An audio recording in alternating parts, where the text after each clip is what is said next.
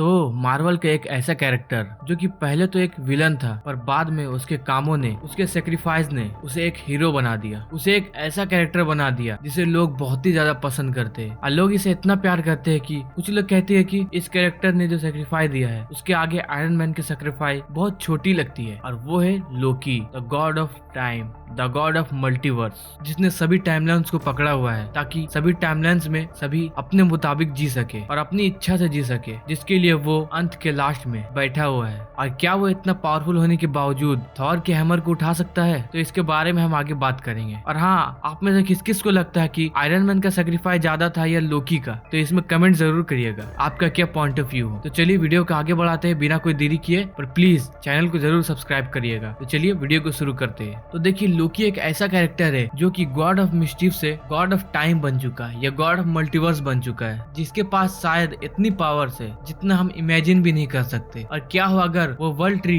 Timeline नहीं multiverse हो, और क्या हो लोकी मल्टीवर्स को ही कंट्रोल कर रहा हो, हु नोज। और क्योंकि लोकी अभी पूरी तरह से बदल गया है, उसने अपने दोस्तों के लिए, टाइमलाइंस के लिए अपने आप को सेक्रीफाइस कर दिया और वो सिटाडेल में अकेला ही बैठा हुआ है। और जहाँ तक कि म्योनलीर को उठाने की बात है, तो म्योनलीर को वही लोग उठा सकते हैं जो कि सेल्फलेस है और लोगों की मदद करते हैं बिना कोई स्वार्थ के, और वो वर्दी होना चाहिए म्योनलीर को उठाने के लिए। एग्जाम्पल के लिए थॉर, कैप्टन अमेरिका, जो कि बिना स्वार्थ के सभी लोगों की मदद करते हैं और यहाँ तक कि अपनी जान देने को भी नहीं कतराते हैं। थॉर के बारे में तो हम सभी जानते हैं, यहाँ कैप्टन अमेरिका का एग्जाम्पल ले लेते हैं। यहाँ पे अवेंजर एंड गेम के लास्ट सीन में सभी हीरो ढेर हो चुके थे और उस तरफ से थैनोस की सेना आ रही थी और कैप्टन अमेरिका अकेले ही उठ के उनके तरफ चल देता है उनसे मुकाबला करने। वो ये भी नहीं सोचता कि वो उसमें जीतेगा या हारेगा या वो जिंदा भी बच पाएगा, फिर भी वो चल देता है। और वो किसके लिए? वो आम लोगों के लिए। तो ये सब क्वालिटी होनी चाहिए एक विल्डर के अंदर जो कि म्योनलीर को उठाएगा, और या फिर म्योनलीर को उसकी जरूरत होगी, जैसे कि जैन फॉस्टर को म्योनलीर की जरूरत थी और उसी वक्त म्योनलीर जुड़ के उसके हाथों पे आ जाता है, जिससे उसकी थॉर की पावर्स मिल जाती है। पर हाँ, उसका कैंसर ठीक नहीं होता क्योंकि जैन फॉस्टर ने अपने लिए म्योनलीर नहीं उठाया था, वो लोगों की मदद करना चाहती थी। और इन सब चीजों को जानने के बाद मैं ये कंक्लूजन में पहुंचा हूँ कि लोकी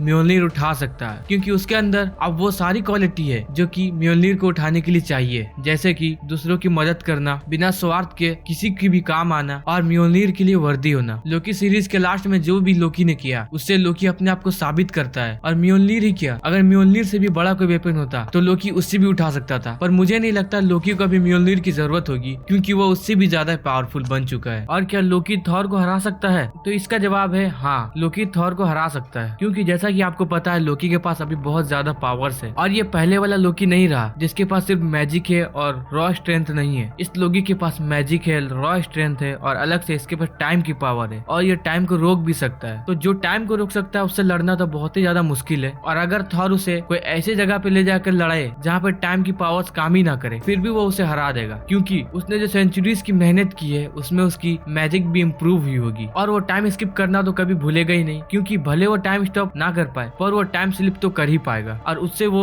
थॉर को हरा सकता है। और उसके पास अभी इतनी रॉ स्ट्रेंथ है कि वो सभी टाइमलाइंस को अपने हाथों से पकड़ा हुआ है। तो मुझे नहीं लगता अभी वो थॉर से हार सकता है, वो थॉर को आसानी से बीट कर देगा। और इसमें भी कुछ लोग बोलेंगे कि नहीं, थॉर तो बहुत ज्यादा पावरफुल है, वो न्यूट्रॉन स्टार को भी सर्वाइव कर गया था और लोकी तो सिर्फ जादू ही करता है। तो मैं उन्हें बता दूं, हाँ, थॉर ने न्यूट्रॉन स्टार की भी एनर्जी को सर्वाइव किया है, पर लोकी ने भी तो टेम्पोरल लूम के रेडिएशन को सहा है और यह रेडिएशन कितने लेवल का था ये हमें भी नहीं मालूम। बस हमने देखा था जैसे ही विक्टर टाइमली बाहर जाता है वो मैगी की तरह पसर जाता है, पर लोकी के साथ ऐसा कुछ नहीं होता क्योंकि उसकी बॉडी भी स्ट्रांग हो रही है। और थॉर ही क्या, मुझे लगता है कि मार्वल के बहुत सारे कैरेक्टर को लोकी अकेले ही हरा सकता है, यहाँ तक कि थैनोस को भी, जो कि 6 इन्फिनिटी स्टोन की पावर रखता है, उसे भी हरा सकता है, क्योंकि लगभग लोकी के पास सारे इन्फिनिटी स्टोन की पावर्स है, जैसे माइंड कंट्रोल करना, माइंड स्टोन, रियलिटी को बदलना, स्पेस स्टोन, वो अभी टाइम स्किप करके टेलीपोर्ट भी हो सकता है, पावर स्टोन, उसके पास अभी पावर्स भी है, और अभी उसके पास टाइम स्टोन की पावर्स भी आ गई है, वो टाइम को रोक भी सकता है। तो अब उससे भिड़ना बेवकूफी है, क्योंकि वो अब को कैरेक्टर ने वो एमसीयू के कुछ ऐसे बींग्स में आ गया है जो कॉस्मोस वाले बींग्स है। तो आपको आज की ये वीडियो कैसी लगी प्लीज हमें कमेंट करके जरूर बताइएगा, और ऐसे वीडियो को देखने के लिए हमारे चैनल को सब्सक्राइब कीजिए। तो चलिए मिलते हैं किसी और वीडियो में, तब तक के लिए